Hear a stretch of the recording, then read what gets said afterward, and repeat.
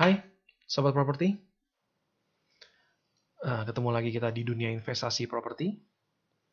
Bersama saya dengan Erik Hermanto dari Abdi Property Indonesia, Optimizing Your Money Through Property. Anda bisa mengakses artikel saya tentang mengenai dunia investasi properti ini di www.apartemenstripabdi.com. Baiklah, kita akan lihat topik malam hari ini adalah mengenai beli properti untuk masa pensiun, malah gigit jari. Nah, sebelumnya, saya ingin menyampaikan salam khas saya, yakni adalah salam rumah untuk semua, untuk Anda, para sobat properti. Ya, saya berharap sobat properti semuanya bisa punya rumah. Yang sudah punya rumah satu bisa beli rumah kedua, dan seterusnya. Sobat properti, menjadi tua itu adalah satu kepastian. Betul ya? Nah, masalahnya adalah kita hidup tua, mau miskin, atau mau sejahtera. Tiap tahun harga properti naik. Ya, tenang aja pokoknya beli aja properti. Pasti naik harganya tiap tahun. Tahu-tahunya nggak bisa dijual. Mati deh. Gimana dong ya kalau nggak bisa dijual? Seringkali orang itu mudah melihat pintu masuk, tapi lupa lihat pintu keluar. Maksudnya orang itu seneng beli properti, ya, tapi mereka lupa bahwa nanti jualnya gimana, bisa gak? Seperti itu.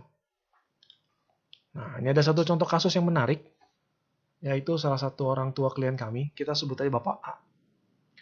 Bapak A ini adalah seorang PNS.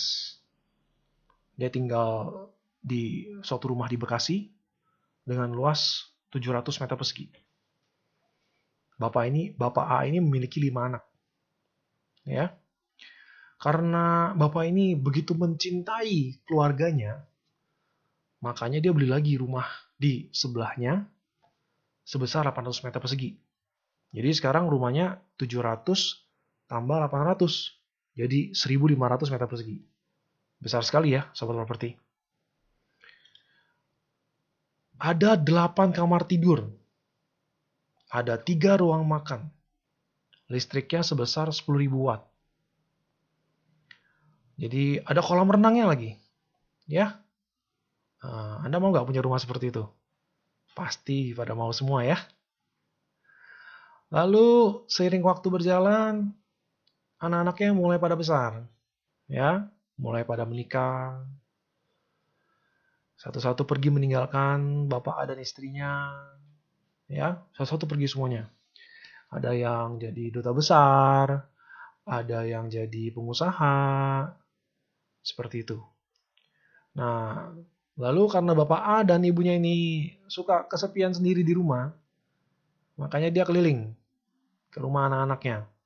Sebentar ke rumah si yang anak pertama, sebentar ke rumah anak kedua, sebentar lagi ke rumah anak ketiga, dan seterusnya. Ya.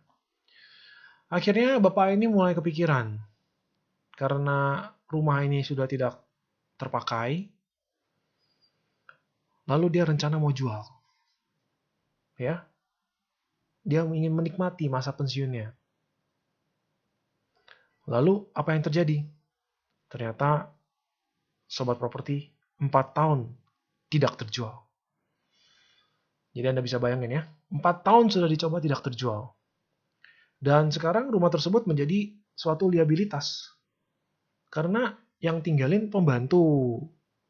Listriknya jalan terus, airnya jalan terus, ya.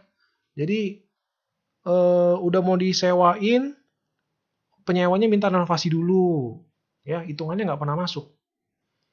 Jadi akhirnya rumah itu bukan menjadi aset, malah menjadi suatu liabilitas. 4 tahun tidak terjual, sobat properti. Nah, padahal mereka sudah mengusahakannya sekuat tenaga mereka ya, mulai dari pakai jual sendiri, menawarkan ke teman-teman, ke saudara-saudara, bahkan ke menantunya sendiri pun juga ditawarkan oleh dia. Tapi nggak terjual juga. Nah, lalu pertanyaannya, mengapa sulit sekali terjual? Kenapa nggak bisa terjual? Ya, karena masalah market base. Market base itu maksudnya apa?